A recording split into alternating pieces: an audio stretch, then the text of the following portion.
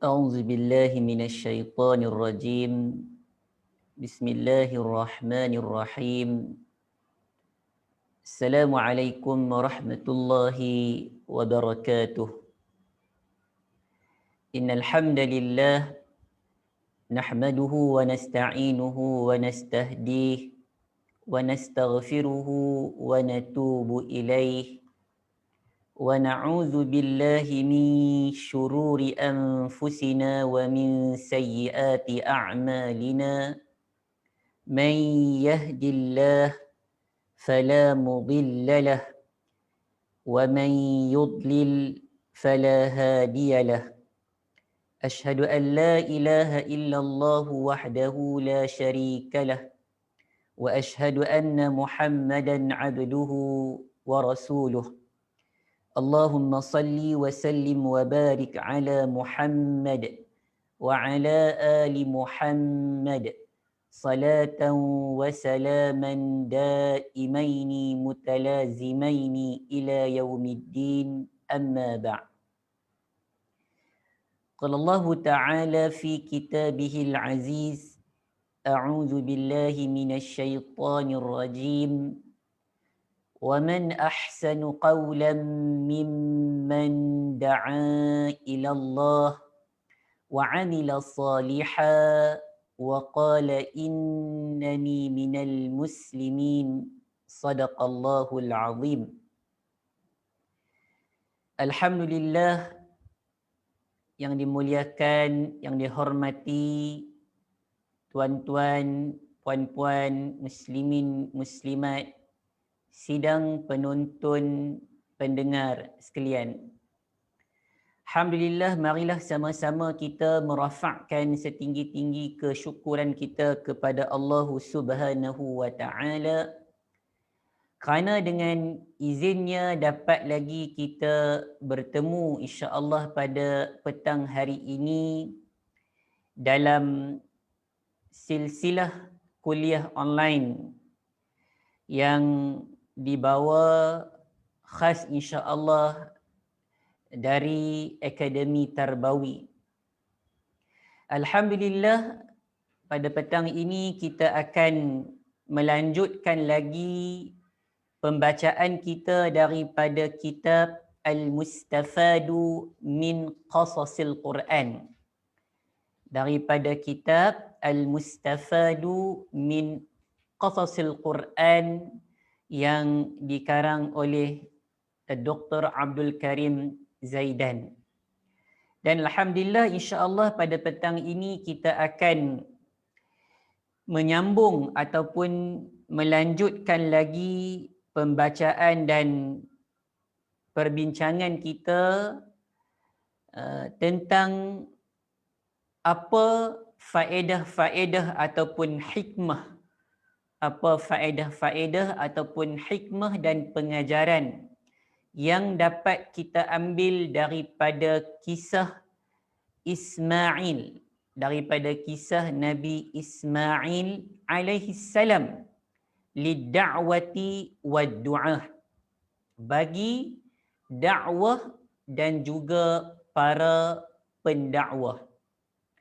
Sebelum ini kita telah pun melihat beberapa pengajaran ataupun faedah daripada kisah Nabi Ismail alaihi salam kepada dakwah dan juga pendakwah. Sebelum ini kita tengok ada tiga pengajaran yang kalau kita boleh ulang secara ringkas. Pengajaran yang pertama yang telah kita bacakan dan telah kita bincang daripada kisah Nabi Ismail alaihi salam ini, pengajaran yang pertama yang kita dapat iaitu mengikat diri kita dengan perintah Allah Subhanahu wa taala. Al-inqiyadu li amrillah.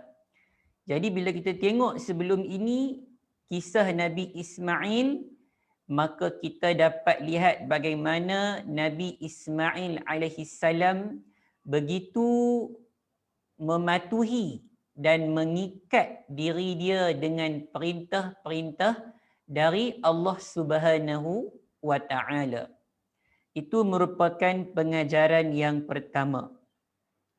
Pengajaran yang kedua yang juga telah kita tengok dan kita bahaskan sebelum ini, iaitu Ismail alaihi salam ini memberikan contoh yang baik bagi pemuda Muslim. Jadi kepada para pemuda, kepada para pemudi, maka kita nak kena tengok kisah Nabi Ismail ini. Kita nak kena baca Quran, kita nak kena bila mana sampai kepada kisah Nabi Ismail, maka kita nak kena perhati. Kita nak kena tengok baik-baik. Di sana ada qudwah, ada contoh yang kita boleh pelajari, yang kita perlu pelajari daripada Nabi Ismail sebagai seorang pemuda.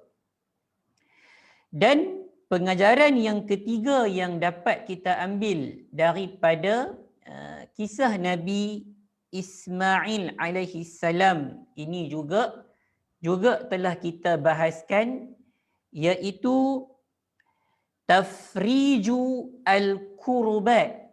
Tafriju al-kurbat bi ihsani ta'ati lillah.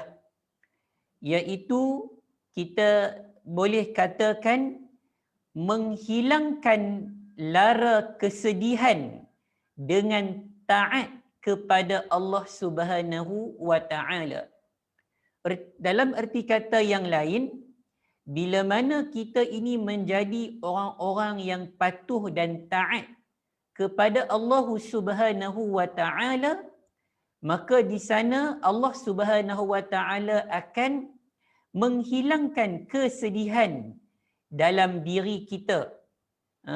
Allah Subhanahu wa Ta'ala akan memberikan jalan keluar dalam kehidupan kita bila mana kita menghadapi kepayahan dan kesulitan hidup.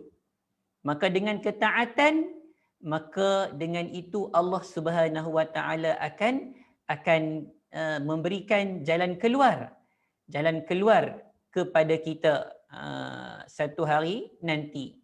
Dan perkara ini juga saya kira kita merasai dalam kehidupan kita akan kegembiraan dan kebahagiaan yang Allah Subhanahu wa Ta'ala berikan kepada kita bila mana kita menghadapi kepayahan, kesulitan hidup.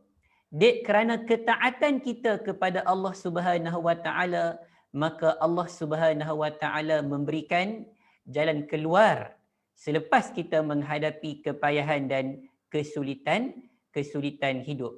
Maka kita nak kena menjadi orang yang taat, orang yang taat kepada perintah Allah Subhanahu wa Ta'ala.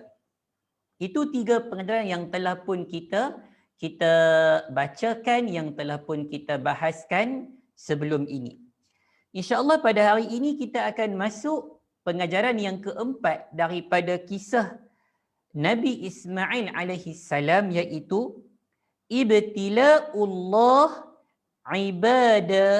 ibtila'ullahi ibaduhu atau ibadihi al-mu'minin.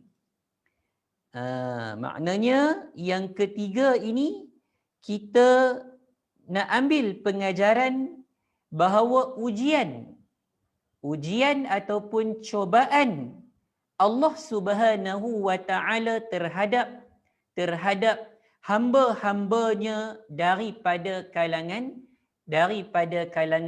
orang-orang yang beriman.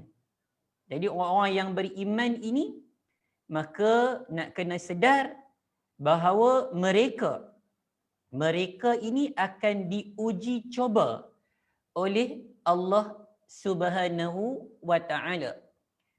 Seperti mana yang Allah Subhanahu wa Ta'ala rakamkan dalam surah apa ya? Dalam surah Al-Ankabut. A'udzu billahi minasyaitonir rajim. Alif Lam Mim. Ahasiban nasu ay yutraku ay yaqulu amanna wa hum la yuftanun. Maka dengan ayat ini dapat kita fahami bahawa orang-orang yang beriman kepada Allah Subhanahu wa taala ini akan diuji coba oleh Allah Subhanahu wa taala. Ini yang kita dapat belajar, kita kata, daripada kisah Nabi Ismail alaihi salam. Bagaimana ayah baginda juga diuji. Baginda juga telah pun diuji oleh Allah Subhanahu wa taala. Sejauh mana ketaatan dan kepatuhan baginda Nabi Ismail alaihi salam ini kepada arahan ataupun kepada perintah daripada Allah Subhanahu wa taala. Maka kita sebagai para pendakwah, kita sebagai para duat, sebagai da'i ila Allah, waliya'lam ad-du'ah al-muslimun, hendaklah para pendakwah ini nak kena tahu bahawa Allah Subhanahu wa taala yabtaliya ibadahu al-mu'minin ala wajhil ikhtibar wal imtihan. Jadi kita nak kena tahu bahawa Allah Subhanahu wa taala akan menguji, kita kata menguji hamba-hambanya daripada kalangan orang beriman dalam rangka untuk nak melihat adakah mereka ini dapat, kita kata, menanggung ujian, ikhtibar, imtihan daripada Allah Subhanahu wa taala. Kenapa Allah nak uji kita? Kerana dengan ujian ini akan nampak dan akan terzahir apa sebenarnya yang terlindung di hati kita. Dengan ujian ini akan terzahir ataupun akan nampak dengan apa yang tidak nampak yang berada dalam diri kita. Sama ada kita ini menjadi orang-orang yang bersabar ataupun sebaliknya.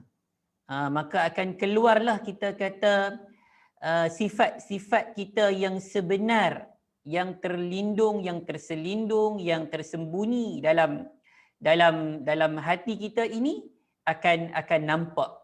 Itu di antara, kita kata, hikmah Allah Subhanahu wa taala menguji orang-orang yang beriman agar terzahir apa sebenarnya yang ada dalam hati, dalam jiwa orang-orang yang mendapat ujian daripada Allah Subhanahu wa taala.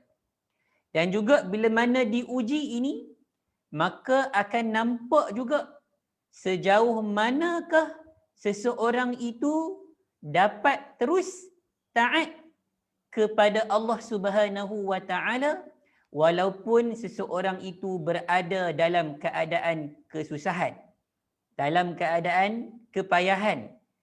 Maka ini kita kata hikmah ataupun faedah ujian daripada Allah Subhanahu wa taala.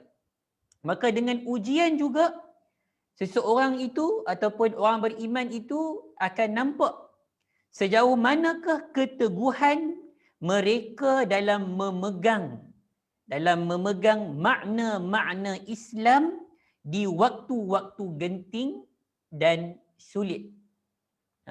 Maka dalam keadaan yang sulit, dalam keadaan yang getir, maka kita akan lihat adakah kita ini seorang mukmin yang kuat ataupun seorang mukmin yang bagaimana.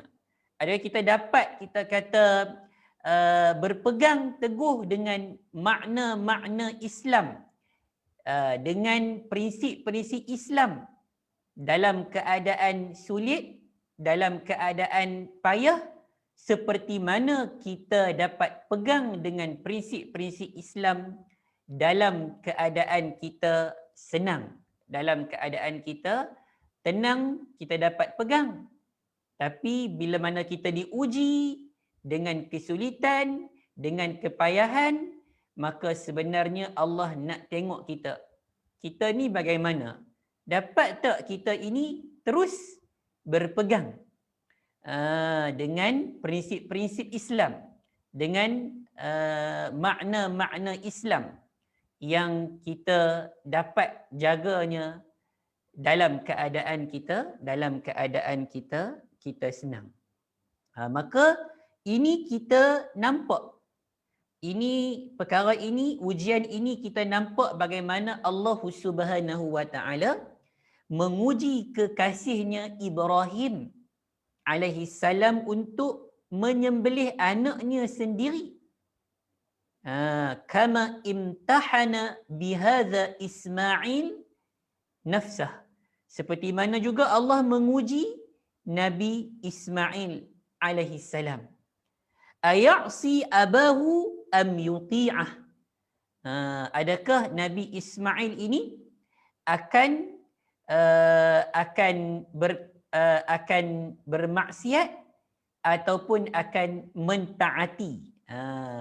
Nabi Ismail ini akan ikut tak perintah Allah Subhanahu wa taala yang telah pun diperintahkan oleh Allah kepada ayahnya untuk menyembelihnya, ataupun Nabi Ismail ini akan taat?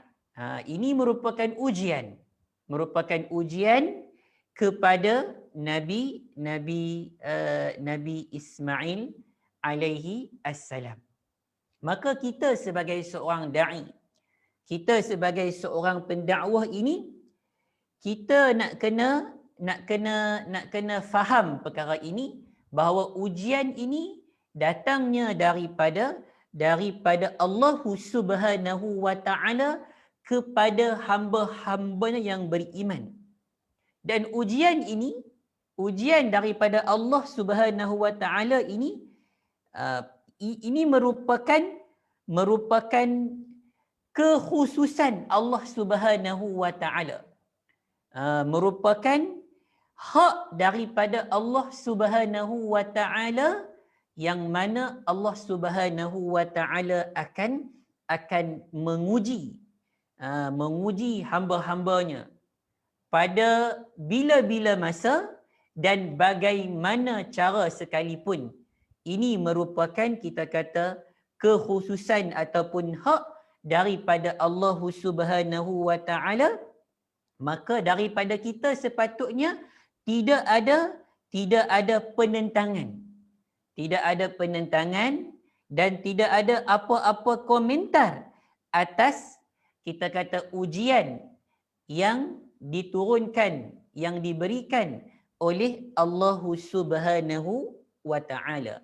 Maka ujian ini ia merupakan hak daripada Allah Subhanahu wa taala, merupakan ikhtisas ataupun kekhususan Allah Subhanahu wa taala yang Allah akan kenakan, yang Allah akan berikan kepada sesiapa sahaja daripada kalangan hamba-hambanya, daripada kalangan orang-orang yang beriman kepada Allah Subhanahu wa taala, dalam apa juga bentuk yang Allah nak uji kita,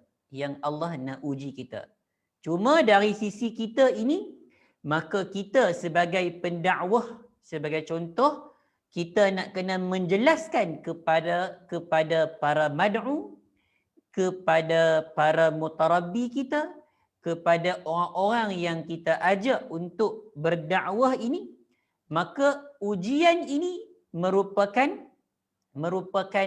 hak dan kekhususan daripada Allah Subhanahu wa taala. Kita nak kena terima. Dan ini merupakan perkara yang berkaitan dengan akidah.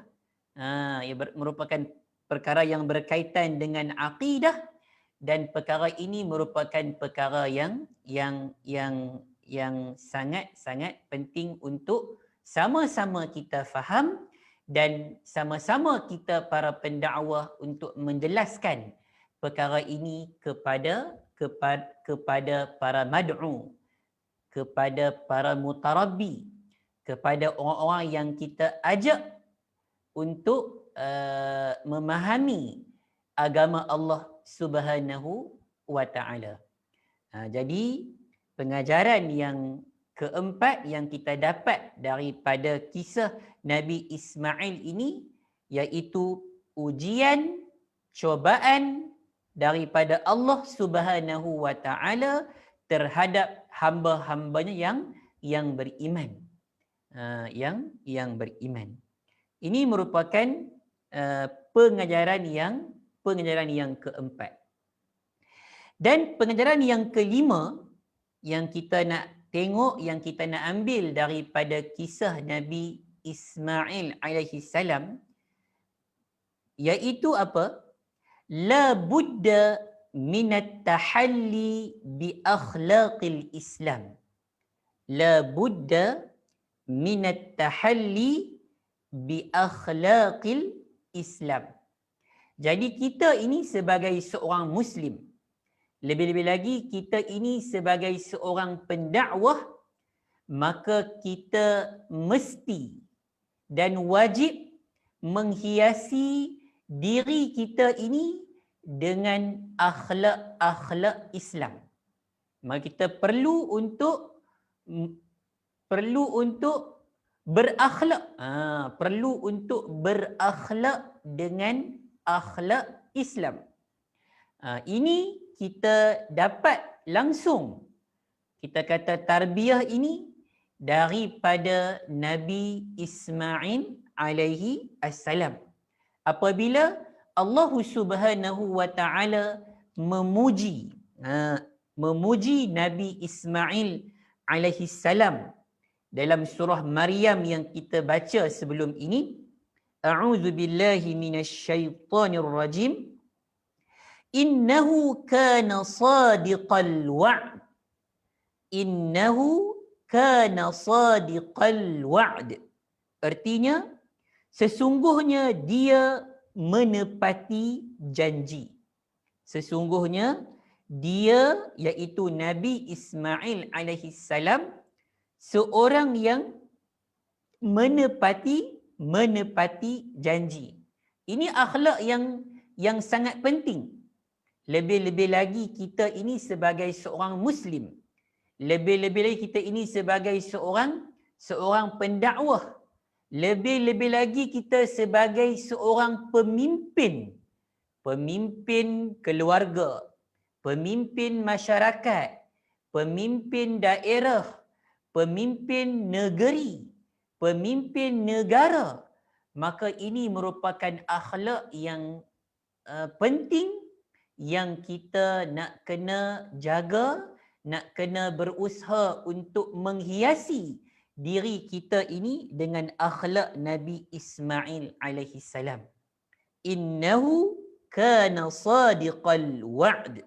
Sesungguhnya dia, iaitu Ismail, seorang yang menepati janji. Wa sidqu al-wa'di min akhlaqil Islam wa min sifati ahli iman. Jadi menepati janji ini merupakan salah satu daripada akhlak Islam dan daripada sifat-sifat ahli iman. Sifat-sifat orang-orang yang beriman ini adalah orang-orang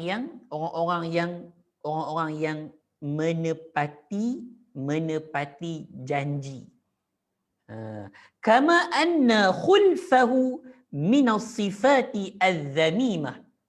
Sebaliknya, kalau tidak menepati janji, mungkir janji, sokmo-sokmo pula tu sebagai contoh, maka ia merupakan sifat yang terkeji, sifat yang tercela, dan dia bukan merupakan akhlak daripada akhlak-akhlak Islam, dan dia juga bukan merupakan sifat ahli al-iman.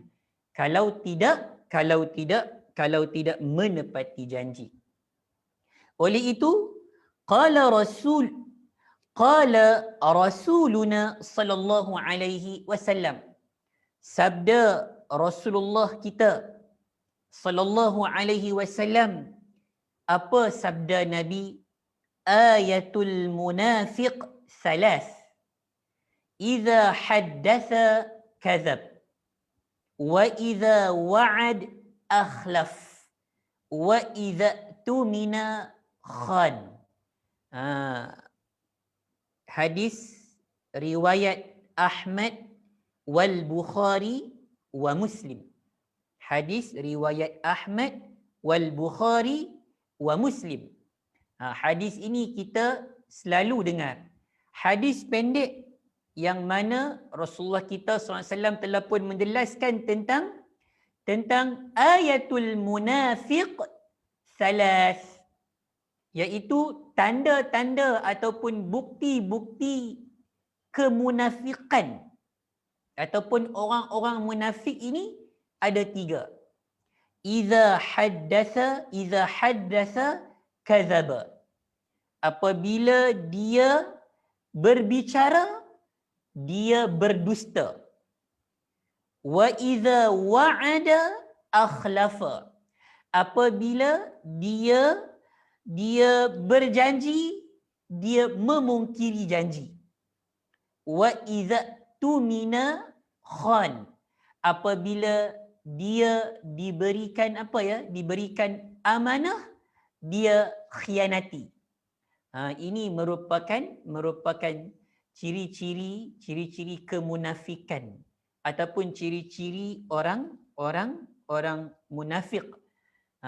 Dan dia berbeza terus dengan kita kata peribadi Nabi Ismail alaihi salam, yang mana Nabi Ismail alaihi salam ini seorang yang menepati janji. Walamma kanat hadhihi sifati al-munafiqin. Apabila kita tahu bahawa ada 3 dekat sini, kita kata sifat-sifat orang munafik, kana at-talabbus bi dhiddiha min sifati al-mu'minin. Jadi orang yang sebaliknya, apabila dia berbicara, dia benar dalam bicaranya. Apabila dia berjanji, dia tepati janjinya. Apabila dia diberikan amanah, dia tidak mengkhianati. Maka ini merupakan sifat-sifat orang yang beriman kepada Allah Subhanahu wa taala. Maka apa yang kita nak buat, kita ni sebagai para pendakwah ini, fa'ala du'ati al-muslimin, maka sewajar dan wajib bagi para pendakwah an yaj'alu mawdu'a akhlaqil Islam mawdu'an muhimman min mawadhi'i ad-da'wah. Maka para pendakwah dia nak kena menjadikan topik akhlak Islam ini sebagai topik yang penting daripada topik-topik ataupun daripada tajuk-tajuk dakwah itu. Akhlak ini merupakan satu topik ataupun tajuk yang para pendakwah nak kena tengok dia sebagai tajuk yang penting, sebagai tajuk yang utama. Wa yubayyinu lin-nasi anna 'adama at-takhalluq bi akhlaqil islamiyyah dalilun 'ala 'adami as-safa'il iman wa talawwuthihi bin nifaq. Dan nak kena jelaskan kepada manusia, kepada orang ramai, bahawa kalau tidak berakhlak dengan akhlak Islam, Kalau tidak kita menghiasi diri kita dengan akhlak Islam, maka ini merupakan tanda ataupun dalil yang mana iman kita itu iman yang keruh. Bukan iman yang jernih. Dan iman kita itu dikotori dengan nifaq. Dengan nifaq. Ini merupakan perkara yang kita kata yang sangat penting, dan kita sebagai para pendakwah, kita sebagai para da'i ilallah ini nak kena jelaskan perkara ini kepada seluruh umat manusia. Dan kalau kita tengok, wal mulahif anna min amradil muslimin al-yawm adam iltizami bil akhlaqil islamiyah. Dan kalau kita tengok rata-ratanya kita kata penyakit orang Islam pada hari ini adalah tidak iltizam dengan akhlak Islam. Sebagai contoh pada hari ini iaitu akhlak apa? Iaitu menepati janji.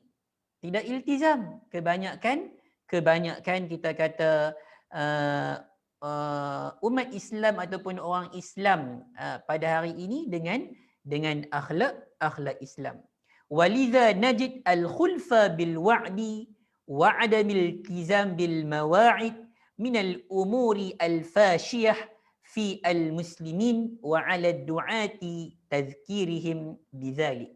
Dan kita tengok tidak menepati janji ini dan tidak iltizam dengan kita kata janji-janji ini merupakan perkara-perkara yang kita tengok dah jadi macam satu fenomena biasa dalam kalangan umat Islam. Maka kita sebagai para da'i, para pendakwah nak kena menjelaskan perkara ini terlebih dahulu. Kita sebagai para pendakwah, para da'i nak kena jadi orang yang menepati janji. Orang yang apabila bicara yang benar. Orang yang apabila dia berjanji, dia menepati janjinya. Dan orang yang apabila diberikan amanah kepadanya, maka dia melaksanakan amanahnya dan tidak mengkhianati. Dan inilah merupakan perkara yang sangat penting pada petang ini untuk sama-sama kita muhasabah diri kita dulu terlebih dahulu. Adakah kita ini benar-benar menjadi orang yang iltizam dengan akhlak Islam, menjadi orang yang menepati janji, kita perbaiki diri kita, kemudian kita mengajak orang lain untuk mencontohi Nabi Ismail alaihi salam dalam menepati janji. Muslimin, muslimat, saudara-saudari yang dirahmati Allah sekalian, saya kira itulah dua pengajaran yang dapat kita ambil pada petang ini daripada kisah Nabi Ismail alaihi salam, iaitu pengajaran yang keempat dan yang kelima. Mudah-mudahan sedikit sebanyak dapat memberikan manfaat kepada kita dan dapat memberikan kepada kita peringatan. Lebih-lebih lagi kita juga sebagai para pendakwah, para da'i nak kena tengok dulu diri kita, di samping kita mengajak orang lain. Aslih nafsaka wad'u ghairak. Perbaikilah diri kamu wahai para pendakwah dan serulah, ajaklah orang lain. Yang mana yang baik itu datang daripada Allah Subhanahu wa taala, yang lemah daripada diri saya, mohon maaf, dan marilah sama-sama kita memohon keampunan daripada Allah Subhanahu wa taala di atas segala taksir yang kita lakukan selama ini. Mudah-mudahan Allah Subhanahu wa taala berkenan untuk mengampuni dosa-dosa kita insya-Allah. أقول قولي هذا وأستغفر الله العظيم li wa lakum. Wassalamu alaikum warahmatullahi wabarakatuh.